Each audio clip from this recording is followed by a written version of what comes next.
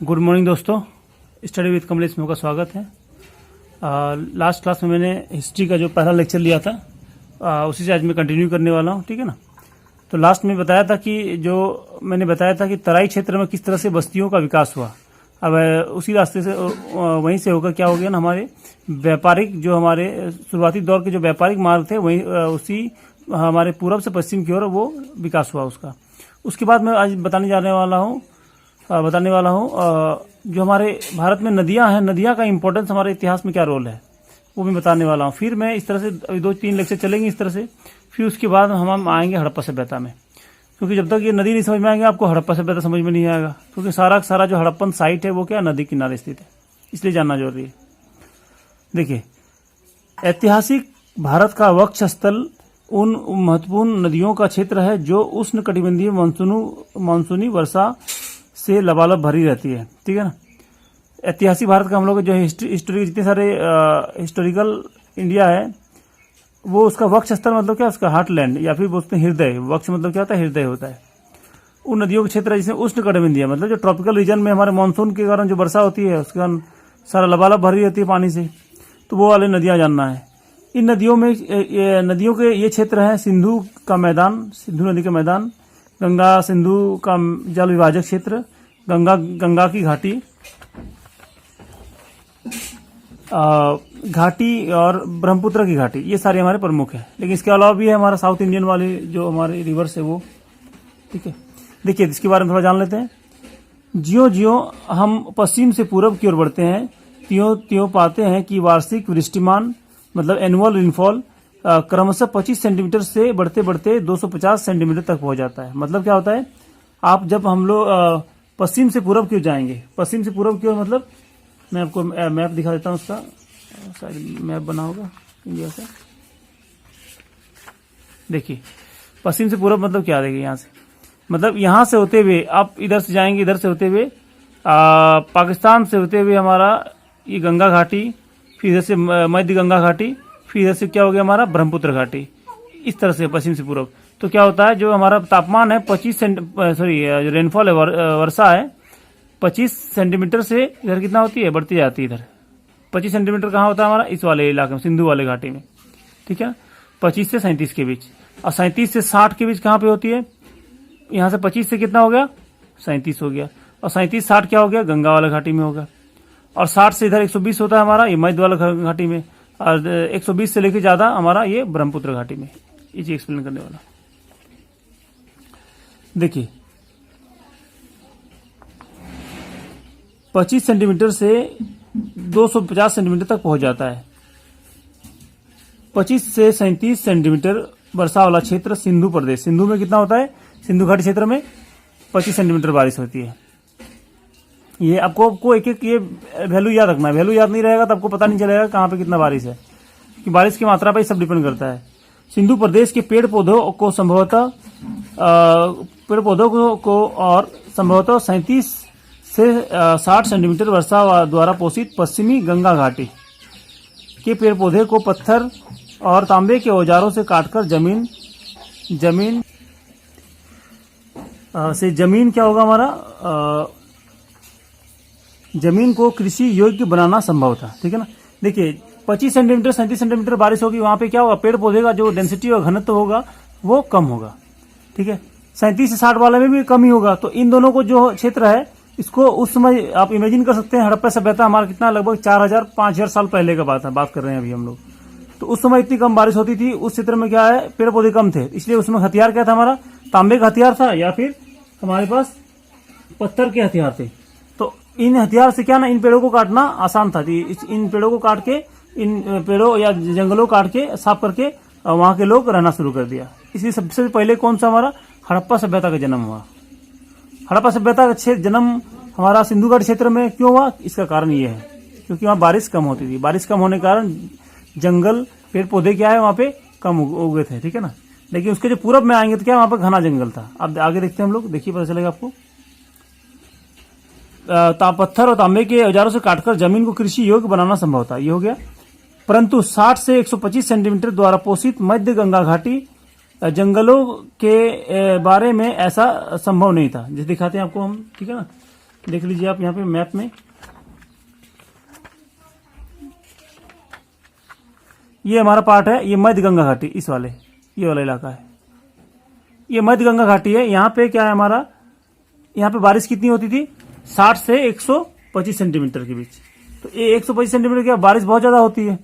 इसके कारण क्या होता था, लंबे लंबे पेड़ होते थे, घना जंगल क्या होता था, घना होता था, और इसको पत्थर और तांबे के औजार से अभी इसको काटना क्या है, पॉसिबल नहीं था। इसलिए यहाँ पे सभ्यता का विकास नहीं हुआ इस क्षेत्र में।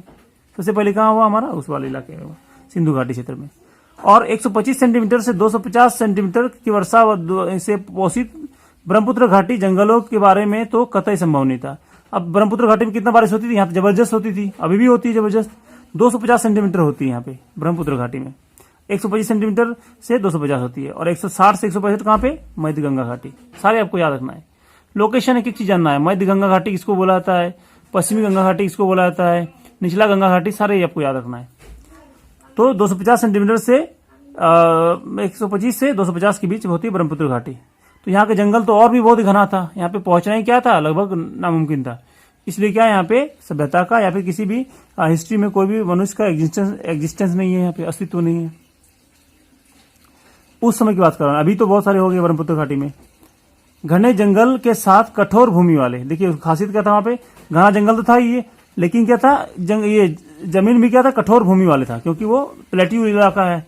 जैसे हमारा मेघालय क्या है, पठार है, तो उस क्षेत्र में संभव नहीं था। तो पठारी क्षेत्र में इन प्रदेशों को साफ करना लोहे के औजार से ही संभव था, परंतु लोहे के औजार तो बहुत बाद में विकसित हुए, क्योंकि लोहे का जो औजार जो मैं बात कर रहा हूं अभी कितना है, 4 से 5,000 साल पहले की बात है। और लोहे का औजार तो आपको बहुत बाद में हुआ, वैदिक पीरियड के बाद हुआ, ठीक है ना, उस समय आपको समझ में आएगा ये सारी चीज।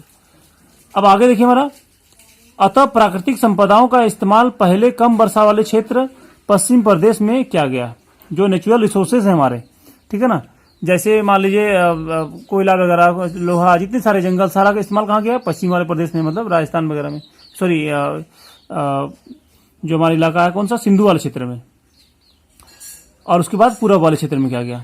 इसीलिए और बस्तियों का विस्तार आमतौर पे पश्चिम से पूर्व की ओर होता गया, ठीक है ना। पश्चिम से पूर्व की ओर मतलब बस्तियों का विस्तार, मतलब जो जितने सारे अपने हिस्ट्री देखेंगे आप तो पता चलेगा। आपको थोड़ा यहाँ मैप से देख लीजिए, आपको आसानी होगी। देखिए सबसे पहले क्या हुआ था, आपको लगभग 4-5 हजार साल पहले कहाँ पे हड़प्पा सभ्यता का हमारा विकास हुआ, इसी वाले सिंधु घाटी क्षेत्र में। फिर गंगा और यमुना वाले दोआब क्षेत्र में हमारा वैदिक सभ्यता का जन्म हुआ। फिर उसके बाद क्या हो गया हमारा, मगध का उत्पत्ति कहाँ पे हुआ हमारा, महाजनपद का बिहार वाले क्षेत्र में हुआ। फिर उसके बाद कहाँ हुआ, इधर से, ठीक है। आप देख रहे हैं कि जो सभ्यता का विकास हो रहा है या फिर हमारे जो इतिहास का विकास हुआ है वो हमारे पश्चिम से पूर्व की ओर हुआ है। कारण क्यों है, क्योंकि वर्षा के कारण है। वर्षा की मात्रा पश्चिम से पूर्व की ओर घटती जाती है, इस कारण से, ठीक है। अब वर्षा घटने के कारण क्या, धीरे धीरे उसको पेड़ को काटना संभव हो पाया। इसकी वजह से जब यहाँ पे ब्रह्मपुत्र घाटी में बहुत देरी से बारिश की मात्रा क्या घटा, तब जाके यहाँ पे लोग रहना संभव हुआ, यहाँ पे लोग, ठीक है। ये देखिए हो गया हमारा वर्षा का मात्रा। अब देखिए सिंधु और गंगा के मैदानों में शुरू हुई खेती, यहाँ बढ़िया फसल होने लगी। मैंने बताया यहाँ पे जंगलों काट के क्या हुआ, खेती बाड़ी शुरू कर दिया, तो फसल होने लगी, और इससे एक के बाद एक कई संस्कृतियों का संभरण हुआ, मतलब जन्म हुआ। आपको पता है हड़प्पा सभ्यता में बहुत सारे आपको इस सभ्यता का या फिर संस्कृति का जन्म हुआ वहां पे, कल्चर का। सिंधु गंगा के पश्चिमी मैदान में मुख्यतः गेहूं और जौ का उपज होती है। सिंधु गंगा में, गंगा सिंधु क्षेत्र में क्या होता था, मुख्यतः गेहूं और जौ की, पता है, क्योंकि वहां पे ठंड के मौसम में बारिश होती है, और गेहूं और जौ के लिए क्या चाहिए, ठंड के मौसम में बारिश चाहिए, ठीक है। जबकि मध्य गंगा और निचले गंगा में मुख्यतः चावल पैदा किया जाता था। आपको पता है कि इस वाले क्षेत्र में क्या है, मध्य गंगा और निचली गंगा में 125 से क्या है, 125 से 250 और 60 से 125 के बीच बारिश होती थी सेंटीमीटर। इसलिए क्या यहाँ पे पानी की मात्रा बहुत ज्यादा था, इसलिए क्या, तो यहाँ पे कौन सा प्रोडक्शन होगा, चावल का, क्योंकि चावल खेती के लिए क्या चाहिए, हमें पानी की बहुत ज्यादा मात्रा चाहिए। तो ऐसे करके आप लॉजिक लगा सकते हो, ठीक है ना। और सारा का सारा क्या है, ऐसे ही पढ़ाया जाता है। जब तक इस आधार पर नहीं पढ़ेंगे आपको याद नहीं होगा। फिर आपको याद करना पड़ेगा कि बताओ चावल का उत्पादन कहाँ सबसे ज्यादा होता है। भाई क्यों याद करें हमेशा, ठीक है ना, क्योंकि जो पढ़ने का तरीका है ही नहीं, वो नेचुरल तरीका है नहीं, आपको वैसे नहीं पढ़ना है। सारे आपको याद रखना है कि बारिश की मात्रा के आधार पर चावल भी डिसाइड होगा। तो इसलिए बताइए, जो हमारा मध्य गंगा निचले गंगा, मतलब इसमें बिहार आएगा, इसमें पूर्वी यूपी आएगा, झारखंड आएगा, पश्चिम बंगाल आएगा, यहाँ का मुख्य भोजन क्या होगा? चावल होगा ना। इसलिए प्राचीन काल से अभी भी क्या है, वही देखिए यहाँ के लोग अधिकतर क्या है, चावल खाते हैं, 2 टाइम 3 टाइम। लेकिन देखिए पंजाब, हरियाणा, उत्तर प्रदेश या पाकिस्तान वाले उधर क्या है, रोटी खाते हैं, क्योंकि वो वाला क्षेत्र ही ऐसा है, कम वर्षा वाला क्षेत्र। ठीक है। चावल गुजरात और विंध्य पर्वत के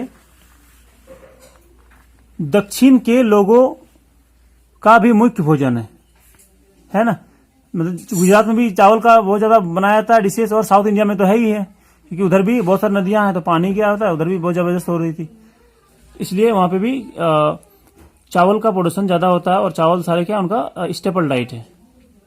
अगला देखिए, हड़प्पा संस्कृति का उद्भव और विकास सिंधु घाटी में हुआ। अभी मैंने बताया आपको, वैदिक संस्कृति का विकास हड़प्पा सभ्यता कहाँ पे हुआ? सिंधु घाटी में। मैं इसको एक्सप्लेन करूंगा पूरा, बस इसी सीक्वेंस में। पहले हड़प्पा सभ्यता में बताऊंगा, 3-4 क्लास लगेंगी। फिर वैदिक संस्कृति का विकास कहाँ हुआ? पश्चिम उत्तर प्रदेश और पंजाब में हुआ। ठीक है ना, पंजाब और पश्चिम उत्तर प्रदेश में, सारा मैप में आपको देखना है। और उद्भव तो यहाँ पे हुआ, लेकिन इसका विकास, डेवलपमेंट कहाँ हुआ? पश्चिमी गंगा घाटी में हुआ। मतलब गंगा जमुना दोआब क्षेत्र में क्या हुआ? वैदिक सभ्यता का जन्म हुआ, और जो बहुत ही क्या उपजाऊ क्षेत्र है। ठीक है। और वैदिकोत्तर मतलब पोस्ट वैदिक पीरियड, पोस्ट वैदिक पीरियड संस्कृति का कहाँ पे, जो मुख्यतः लोहे का प्रयोग पासित थी उस समय क्या होता ना, पोस्ट हमारा वैदिक पीरियड में क्या हुआ, लोहा का आविष्कार हो चुका था। ठीक है ना, लोहे का खोज हो चुका था। इस समय ये लोहे पे आश्रित था। कहाँ पे हुआ? इसका हमारा मध्य गंगा घाटी में हुआ। मतलब किस क्षेत्र में? अभी बोल सकते हैं बिहार वाले क्षेत्र में, बिहार और पूर्वी यूपी वाले क्षेत्र, मध्य गंगा घाटी में फूली। निचली गंगा घाटी और उत्तरी बंगाल वास्तव में गुप्त युग में उत्कर्ष मिला। देखिए मैंने पूरा सीक्वेंस बता दिया ना, कि सिंधु घाटी क्षेत्र में कौन? हड़प्पा सभ्यता। फिर जो हमारा पंजाब और पश्चिम उत्तर प्रदेश है, मतलब वेस्टर्न वाला पार्ट है, नॉर्थ वेस्ट वाला पार्ट है, वहां पे क्या हुआ हमारा? वहां पे हमारा वैदिक सिविलाइजेशन का ओरिजिन हुआ। लेकिन डेवलपमेंट कहाँ हुआ? वेस्टर्न गंगा वैली, गंगा घाटी पश्चिमी वाला। लेकिन जो पोस्ट वैदिक पीरियड कहाँ पे हुआ हमारा? मध्य गंगा घाटी। मध्य गंगा घाटी कहाँ पे? पूर्वी यूपी और बिहार वाला क्षेत्र हो जाएगा। ठीक है। और निचला गंगा घाटी कौन सा हो जाएगा हमारा? झारखंड हो जाएगा हमारा। निचला झारखंड का थोड़ा पार्ट आएगा, और इधर बंगाल का पार्ट आ जाएगा। यहाँ पे कब हमारा? गुप्ता पीरियड में आया, लगभग 600 एडी के आसपास हो गया। अलग अलग पीरियड है, सारा मैं बताऊंगा किसी का। तो आपको कारण सीक्वेंस समझ में आया, कैसे आपको इतने पढ़ना है। तो पहले आपको पढ़ना है कौन सा? इंडस सिविलाइजेशन पढ़ेंगे हम लोग। फिर हम लोग पढ़ेंगे वैदिक सिविलाइजेशन, फिर पढ़ेंगे वैदिक सभ्यता पढ़ेंगे। फिर पढ़ेंगे हम लोग कौन सा? पोस्ट वैदिक सिविलाइजेशन, मतलब वैदिक उत्तर सभ्यता। ठीक है। फिर हम लोग पढ़ेंगे कौन सा? महाजनपद, जिसमें हम लोग आ जाएगा महाजनपद पढ़ेंगे। उसमें फिर आएगा कौन सा? गुप्ता पीरियड, मौर्य, फिर गुप्ता पीरियड आएगा। ये सारा सीक्वेंस होगा हम लोग का पढ़ने का। अंत में समूची ब्रह्मपुत्र घाटी असम सहित, ब्रह्मपुत्र घाटी देखिए अब इसका क्या है? आरंभिक मध्य युग, मतलब आरंभिक मध्य युग कब होता है? जो हमारा मध्य युग बोला जाता है वो लगभग 715 ईस्वी के आसपास बोला जाता है। तो लगभग 700 के आसपास क्या हो गया? ब्रह्मपुत्र घाटी, वहां पे लोगों का रहना, बस्तियों का बसना क्या होगा? शुरू हुआ। ठीक है, ये वाला पार्ट है। प्रमुख शक्तियां इन घाटियों मैदानों को प्रभुत्व पाने के लिए आपस में लड़ती रहती थी। ठीक है ना, सभी के बीच लड़ाई होती थी। क्यों? क्योंकि ये घाटियां क्या होती थी? बहुत ही उपजाऊ क्षेत्र होता था, और खेती बाड़ी उस समय क्या मुख्य पेशा होता था। और उससे क्या होता था? आपको रेवेन्यू मिलेगी, वो सरकार चलाने में मदद मिलती थी। ठीक है ना, तो ये वाला पार्ट है। इसलिए क्या होता था? हमेशा लड़ाई होती थी इस घाटियों के लोग। इनमें से ये शक्तियां गंगा जमुना दोआब के लिए विशेष रूप से लोलुप रही, और इसके लिए संघर्ष होते रहे। गंगा जमुना दोआब बहुत ज्यादा, क्योंकि ये सबसे ज्यादा उपजाऊ था। ठीक है ना, ये बहुत ही उपजाऊ जमीन था, इसके लिए हमेशा युद्ध हुआ। और कौन कौन सा युद्ध हुआ हम उसको बताएंगे आगे, जिसे बताएंगे ट्राइपार्टाइट स्ट्रगल, त्रिपक्षीय संघर्ष। ठीक है ना, 3 राजवंशों के बीच ये लड़ाई हुआ था। ठीक है ना, वो मैं बताऊंगा बाद में। पाल वंश के बीच में हुआ था। ठीक है ना, और बहुत सारे थे, 3 और थे, 2 और थे, तो उनके बीच हुआ था वो त्रिपक्षीय संघर्ष। तो वो भी क्या था? गंगा जमुना दोआब से। ये जहां मिट्टी उपजाऊ होती है, आपको एक चीज समझना है, जो आपको एंशिएंट हिस्ट्री पढ़ना है, प्राचीन भारत, वो क्या है? पूरी की पूरी ज्योग्राफी पे डिपेंडेंट है। आपको एंशिएंट थोड़ा जो हमारा मॉडर्न है या फिर आधुनिक भारत का इतिहास, वो थोड़ा अलग होगा। ठीक है। मिडिएवल भी बहुत सारा आपको ज्योग्राफी से मिलेगा, लेकिन मॉडर्न थोड़ा अलग हो जाएगा, वो मैं बताऊंगा अपने तरीके से किस तरह से पढ़ना है। बस आपको सारा लेक्चर एक एक चीज करना है, मैं सारा सीक्वेंस से बताता हूँ, मेरा एक एक लेक्चर नहीं देखेंगे तो आपको समझ में नहीं आएगी, ठीक है ना। आगे देखते हैं। अब देखिए नदियों का इंपॉर्टेंस क्या है हमारा। तो नदियां कॉमर्स मतलब वाणिज्य और संचार कम्युनिकेशन की मानो धमनियां हैं थी। पता है क्यों धमनियां हैं? क्योंकि प्राचीन काल में सड़क बनाना कठिन था। क्यों बनाना कठिन था? क्योंकि इतना टेक्नोलॉजी था नहीं हमारे पास। ये जो टेक्नोलॉजी आप लोग अभी बनाते हैं वो हमको उसमें पता नहीं था, इसलिए आदमियों और वस्तुओं का आवागमन नावों से होता था, ठीक है ना। नेविगेशन के लिए इस्तेमाल करता था, इसलिए क्या हमारा बहुत ही इंपॉर्टेंट था। ट्रेड करना तो हमारा बोट से करेंगे, क्योंकि रोड वगैरह उतना डेवलप नहीं था। अशोक के समय स्थापित प्रस्तर स्तंभ, अशोक ने, ये पता होगा आपको, थोड़ा बहुत नहीं पता होगा तो मैं बताऊंगा अभी अशोक वाला पीरियड में जब आएगा। तो जो हमारा रॉक पिलर है, अशोक ने बहुत सारे पिलर्स स्थापित किए थे अलग अलग देशों में, ठीक है ना।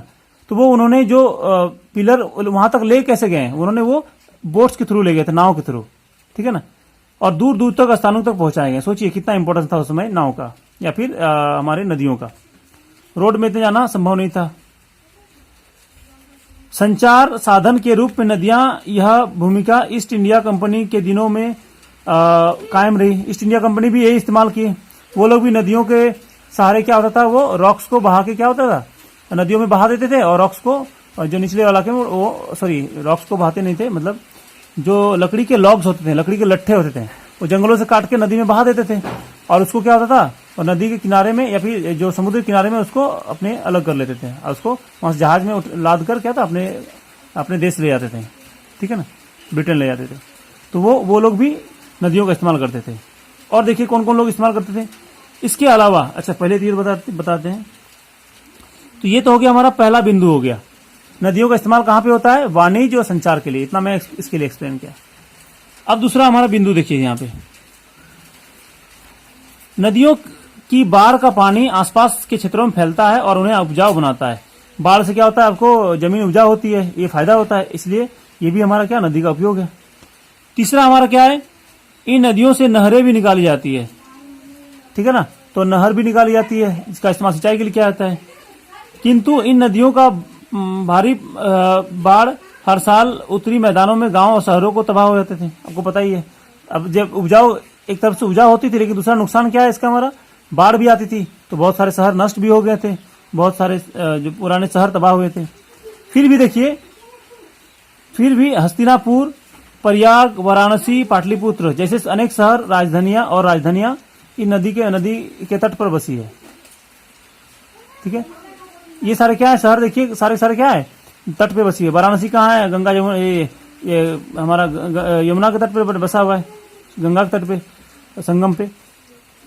अगला क्या है हमारा, हस्तिनापुर, प्रयाग, ये तो बताइए गंगा जमुना सरस्वती संगम है। पाटलिपुत्र हमारा गंगा नदी किनारे, ये सारा क्या संगम पे है, मतलब नदी के तट पे है।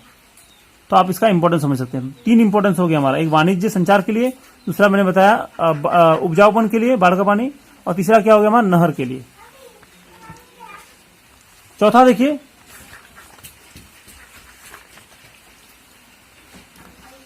सबसे बढ़कर नदियों ने राजनीतिक और सांस्कृतिक सीमाओं का काम किया। देखिए ये बहुत इंपॉर्टेंट पॉइंट है हमारा। ये चौथा पॉइंट कौन सा है, नदी ने क्या पॉलिटिकल बाउंड्री का इसने बनाया, पॉलिटिकल बाउंड्री। देखिए जो 4 पॉइंट बनाए, चारों मेंस का आंसर हो सकता है। आप ध्यान देना कि नदियों का इंपॉर्टेंस आपको लिखना है तो आपको लिख सकते हैं चारों पॉइंट, ठीक है ना, उसको समझ में आएगा।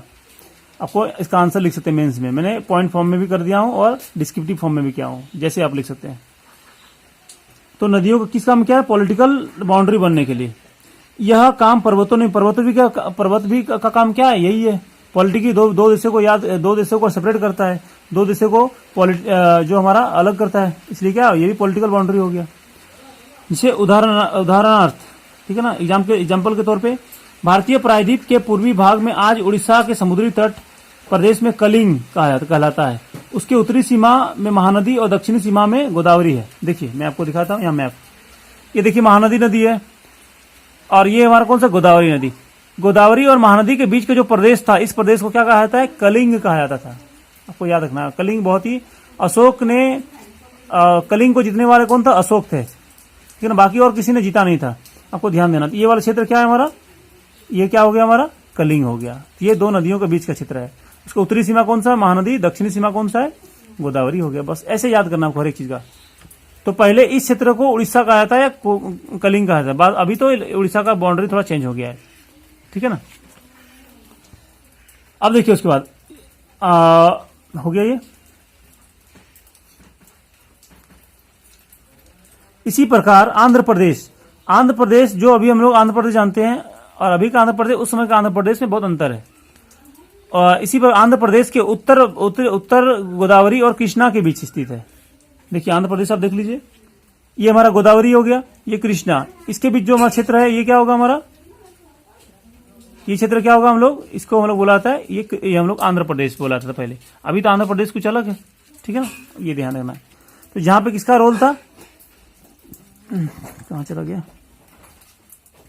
हाँ देखिए इधर, इन नदियों के मुहाने पर ईस्वी सन के आरंभ काल में, मतलब फर्स्ट एडी के आसपास, पहली शताब्दी के आसपास अचानक ऐतिहासिक महत्व मिला। क्यों मिला, तब सातवाहनों के शासन काल में अनेक बंदरगाह एक नगर स्थापित किए इस क्षेत्र में। कलिंग और सातवाहन का शासन कहाँ था, आंध्र प्रदेश क्षेत्र में, और कलिंग का क्षेत्र में किसका था, कलिंग का उसमें उड़ीसा वाला क्षेत्र था ये। इसके बाद देखिए कलिंग में किसका शासन था हमारा, खारवेल का, आपने नाम सुना होगा, राजा खारवेल का।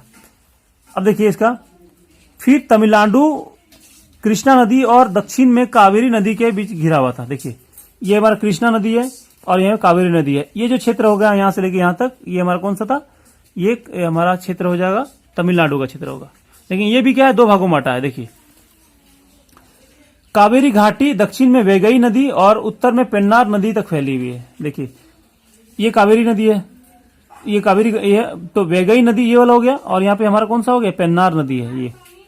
तो ये जो क्षेत्र है यहां से इसको बोला था कावेरी घाटी के नाम से आता है। इसमें दो वंश का शासन था। जो कावेरी घाटी था इसके आसपास हमारा किसका था, चोल वंश का, चोलास का, ठीक है ना। और हमारा जो उत्तरी तमिलनाडु है ये वाला हमारा, इसमें यहाँ पे क्या था, पल्लव डायनेस्टी का। देखिए हमारा, तो मैं आपको यहाँ पे दिखा देता हूँ, यहाँ पे देख लीजिए आप। देखिए ईस्वी सन के आरंभ में थोड़े पहले यहाँ पे चोल का शासन था, ठीक है ना। और ये कावेरी क्षेत्र में कौन था, चोल का शासन, मतलब कावेरी डेल्टा के आसपास। यह प्रदेश उत्तरी तमिलनाडु से अलग था। उत्तरी तमिलनाडु ने जो उच्च भूमि वाला प्रदेश था उसमें पल्लव का डायनेस्टी था। 6वीं शताब्दी के आसपास ये प्रसिद्धि पाई गई। देखिए मैं आपको दिखाता हूँ यहाँ पे, कहाँ गया ये मैप में, देखिए ये वाला जो इलाका होगा हमारा कौन सा है, ये वाला इलाका, ये इलाका क्या था हमारा, पल्लव का डायनेस्टी। बाकी ये वाला इलाका किसका था, ये वाला इलाका क्या होगा हमारा, चोलास का था, ठीक है। तो ये पूरा इलाका हो गया। अब आगे देखिए हमारा, तो यहां से हो गया हमारा दक्षिण भारत के जितने सारे वीडियोज हो गए, ठीक है। तो ये हमारा हो गया इस प्रकार से, जो हमारे नदियों का कुछ क्षेत्र जो है वो मैं बताया। अब नेक्स्ट वीडियो जब होगी तब मैं इसको और थोड़ा डिटेल में कराऊंगा, ठीक है। तो आज फिलहाल इतने रखता हूँ, जब नेक्स्ट वीडियो आएगी तो उसमें इससे आगे मैं कंटिन्यू करूंगा, ठीक है। तो आज फिलहाल इतना ही, थैंक यू, धन्यवाद। आपको कोई डाउट है तो आप कमेंट बॉक्स में कमेंट कर दें, ठीक है ना, मैं उसको नेक्स्ट वीडियो में उसको सॉल्व करा दूंगा, ठीक है। Thank you.